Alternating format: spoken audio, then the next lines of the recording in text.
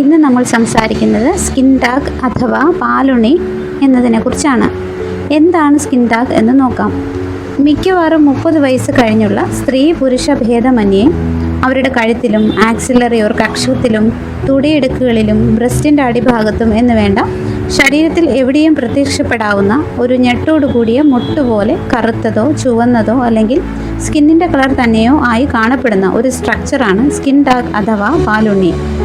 ഇതിൻ്റെ ഉള്ളിൽ കുറച്ച് കൊളാജൻ ടിഷ്യൂസും വളരെ കുറച്ച് രക്തക്കുഴലുകളും കട്ടിയുള്ള പരുപരുത്ത സ്കിന്നും അല്ലാതെ മറ്റൊരു കോംപ്ലിക്കേറ്റഡ് സ്ട്രക്ചറും ഇല്ല. ഇത് എന്തുകൊണ്ട് ഉണ്ടാകുന്നു? ഒന്നാമത്തെ റീസൺ നോക്കാം. ഓരോരുത്തരുടെയും ഉയരത്തിനനുസരിച്ച് അവർക്ക് ആവശ്യമായ ശരീരഭാരമുണ്ട്. എന്നാൽ അതിൽ നിന്ന് ഒരു 10%, അതായത് 50 കിലോ നോർമൽ വെയിറ്റ് ഉള്ള ഒരാൾക്ക് 5 കിലോ കൂടുമ്പോൾ നമ്മുടെ ശരീരത്തിൽ വളരെ മൈന്യൂട്ടായതും നമുക്ക് കാണാൻ സാധിക്കാത്തതുമായ മടക്കുകൾ രൂപപ്പെട്ടു തുടങ്ങും. അത് കഴുത്തിലോ കക്ഷത്തിലോ എന്ന് വേണ്ട ശരീരത്തിൻ്റെ ഏത് ഭാഗത്തും ഉണ്ടാകാനുള്ള ചാൻസ് ഉണ്ട്. ഈ വളരെ ചെറിയ മടക്കുകളുടെ ഉരസൽ അഥവാ ഘർഷണം നിമിത്തം ആണ് അവിടെ പാലുണ്ണികൾ രൂപപ്പെടുന്നത്. ഓവർവെയ്റ്റുള്ള കുഞ്ഞുങ്ങളിലും ഇത് മേൽപ്പറഞ്ഞ കാരണങ്ങൾ കൊണ്ട് തന്നെ കാണപ്പെടുന്നുണ്ട്.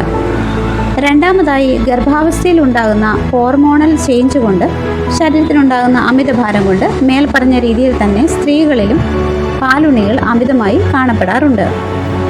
മൂന്നാമത്തേതും ഇമ്പോർട്ടൻ്റ് ആയതുമായ റീസൺ അടുത്തതാണ്. അമിതമായി കലോറീസ് അഥവാ കാർബോഹൈഡ്രേറ്റ് അടങ്ങിയ ആഹാരങ്ങൾ അതായത് ചോറ്, കപ്പ, കാച്ചിൽ തുടങ്ങിയവ കഴിക്കുന്ന ആൾക്കാർക്ക് അവരുടെ ബ്ലഡിൽ ഗ്ലൂക്കോസ് അമിതമായി ഉണ്ടാവുകയും നമ്മുടെ പ്രവൃത്തികൾക്ക് ആവശ്യമായ എനർജി ഈ ഗ്ലൂക്കോസിൽ നിന്നും എടുത്തിട്ട് മിച്ചമുള്ള ഗ്ലൂക്കോസിനെ നമ്മുടെ പിത്തഗ്രന്ഥി അഥവാ പാൻക്രിയാസ് ഉൽപ്പാദിപ്പിക്കുന്ന ഇൻസുലിൻ കരളിലേക്കും മറ്റും ഫാറ്റ് രൂപേണ ഡെപ്പോസിറ്റ് ചെയ്യുന്നു. അങ്ങനെ വരുമ്പോൾ രക്തത്തിൽ ഇൻസുലിൻ്റെ അളവ് അമിതമായി വർദ്ധിക്കുകയും ഇൻസുലിൻ റെസിസ്റ്റൻസ് ഉണ്ടാവുകയും തുടർന്ന് ഫാറ്റി ലിവർ, ഡിസ്ലിപ്പിഡീമിയ അഥവാ കൊളസ്ട്രോൾ എന്നിവയ്ക്ക് പുറമെ ഉയർന്ന രക്തസമ്മർദ്ദവും സ്ത്രീകൾക്ക് യൂട്രൈൻ ഫൈബ്രോയിഡ് അഥവാ ഗർഭാശയ മുഴകളും ഉണ്ടാവാനുള്ള ചാൻസ് വളരെ കൂടുതലാണ്. നമ്മുടെ ബ്ലഡിൽ ഉണ്ടാകുന്ന ഈ ചേഞ്ചുകളുടെ തുടക്കത്തിൽ തന്നെ സ്കിൻ ടാഗുകൾ അഥവാ പാലുണ്ണികൾ നമ്മുടെ ബോഡിയിൽ ഒരു അലാം സൈൻ പോലെ പ്രത്യക്ഷപ്പെട്ട് തുടങ്ങും. എന്നാൽ ഇത് പുറമേ നിന്ന് നോക്കിയാൽ സൗന്ദര്യ പ്രശ്നങ്ങൾ ഉണ്ടാക്കുന്നു എന്നല്ലാതെ മറ്റു ചൊറിച്ചിലോ പുകച്ചിലോ വേദനയോ തുടങ്ങിയ ഒരു പ്രശ്നങ്ങളും ഉണ്ടാക്കുന്നില്ല എന്ന കാരണം കൊണ്ട് തന്നെ നമ്മളതിനെ ഇഗ്നോർ ചെയ്ത് വിടുന്നു. സൗന്ദര്യ പ്രശ്നമോ മറ്റെന്തെങ്കിലും ബുദ്ധിമുട്ടുകളോ ആകുമ്പോൾ എങ്ങനെയെങ്കിലും അത് റിമൂവ് ചെയ്ത് കളയാനായിട്ട് നമ്മൾ നോക്കുന്നു. എന്നാൽ നമ്മുടെ ഉള്ളിൽ നടക്കുന്ന പ്രശ്നങ്ങളൊന്നും തന്നെ നമ്മൾ അപ്പോൾ അറിയുന്നില്ല.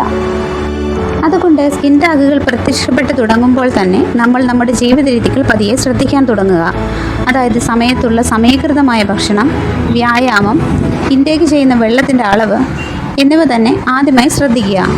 പിന്നീട് 6 മാസത്തിൽ ഒരിക്കലെങ്കിലും രക്തസമ്മർദ്ദം അഥവാ BP, ബ്ലഡ് ഷുഗർ ലെവൽ അഥവാ പ്രമേഹം, കൊളസ്ട്രോൾ ലെവൽ, അതുപോലെ തന്നെ ഒരു abdominal uterine scan for fatty liver and uterine fibroid ഇതൊക്കെ ചെക്കപ്പ് ചെയ്യണം.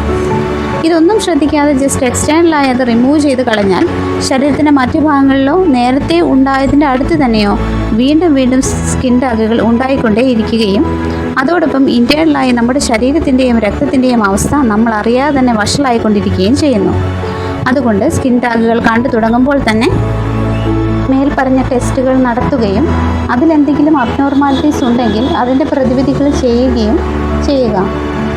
സ്കിൻ ടാഗ് ഒരു ശല്യമാണെങ്കിൽ എക്സ്റ്റേണലായി നമുക്കത് റിമൂവ് ചെയ്യാം. അതിന് പുറമെ നമ്മുടെ ജീവിത രീതികൾ അങ്ങോളം ക്രമീകരിച്ച് ശരീരത്തിൻ്റെ ഭാരത്തെ ആവശ്യാനുസരണം സന്തുലിതാവസ്ഥയിൽ കൊണ്ടുപോകാനും ശ്രമിക്കണം. ഇനി ഇതെങ്ങനെ വീട്ടിൽ വെച്ച് തന്നെ നമുക്ക് റിമൂവ് ചെയ്യാമെന്ന് നോക്കാം. ആദ്യം തന്നെ പറയട്ടെ, ത്വക്ക് സംബന്ധമായി എന്തെങ്കിലും ബുദ്ധിമുട്ടുള്ളവരോ പ്രമേഹമുള്ളവരോ താഴെ പറയുന്ന രീതികൾ ഒരു കാരണവശാലും ഫോളോ ചെയ്യാൻ പാടില്ല. അവർക്ക് സ്കിൻ ടാഗുകൾ ബുദ്ധിമുട്ടുണ്ടാക്കുന്നുവെങ്കിൽ ഒരു ഡോക്ടറിനെ കൺസൾട്ട് ചെയ്ത് അത് നീക്കം ചെയ്യുന്നതാണ് ഉത്തമം. ഇല്ലെങ്കിൽ സ്കിന്നിൽ പഴുപ്പുണ്ടാകുക തുടങ്ങിയ കോംപ്ലിക്കേഷൻ ഉണ്ടാവാനുള്ള ചാൻസ് ഉണ്ട്. അല്ലാത്തവർ നമ്മുടെ വീട്ടിലുള്ള കുറച്ച് സാധനങ്ങൾ കൊണ്ട് തന്നെ ഇത് റിമൂവ് ചെയ്യാവുന്നതാണ്.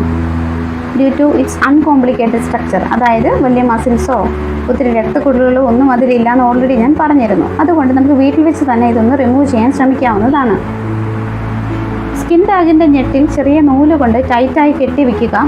ആപ്പിൾ സിഡാർ വിനെഗർ, നാരങ്ങ നീര് തുടങ്ങിയ ആസിഡ് മീഡിയംസ് പഞ്ഞിയിൽ മുക്കി അടുപ്പിച്ച് ഒരാഴ്ചയോളം ഓവർനൈറ്റ് ഒട്ടിച്ചു വെക്കുക. മെഡിക്കൽ സ്റ്റോറിൽ നിന്നും കിട്ടുന്ന ഡ്രൈ ഐസ് എന്നൊരു മെഡിസിൻ വാങ്ങി അതുകൊണ്ട് നന്നായി റബ്ബ് ചെയ്ത് ഫ്രീസ് ചെയ്ത് അതിനെ നശിപ്പിക്കുക. എന്നിവ ചെറിയ ചെറിയ സ്കിൻ ടാഗുകൾക്ക് ഫലപ്രദമാണ്. ചിലർ കൈവിരലുകൾ കൊണ്ട് കറക്കി അതിനെ നുള്ളിയെടുത്ത് കളയാറുണ്ട്. ഒരിക്കലും അങ്ങനെ ചെയ്യരുത്. അത് സ്കിൻ ഇൻഫെക്ഷൻസും ബ്ലീഡിങ്ങും ഉണ്ടാവാൻ കാരണമാകും.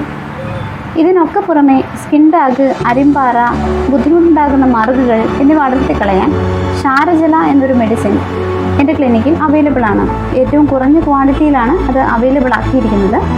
5 മുതൽ 10 ദിവസം കൊണ്ട് തന്നെ നമുക്ക് എല്ലാ ബുദ്ധിമുട്ടുകളും മാറുന്നതാണ്, അത് അടർന്നു പോകുന്നതാണ്. ഇത് വലിയ സ്കിൻ ടാഗുകൾക്കും ഫലപ്രദമാണ്. ആവശ്യക്കാർക്ക് ഡിസ്ക്രിപ്ഷനിൽ കൊടുത്തിരിക്കുന്ന വാട്സപ്പ് നമ്പറിൽ കോൺടാക്ട് ചെയ്യാവുന്നതാണ്. അപ്പോൾ ഇന്നത്തെ ടോക്ക് എല്ലാവർക്കും പ്രയോജനപ്പെട്ടു എന്നും സബ്സ്ക്രൈബ് ചെയ്തും ഷെയർ ചെയ്തും സപ്പോർട്ട് ചെയ്യുമെന്നും വിശ്വസിക്കുന്നു. നമസ്കാരം.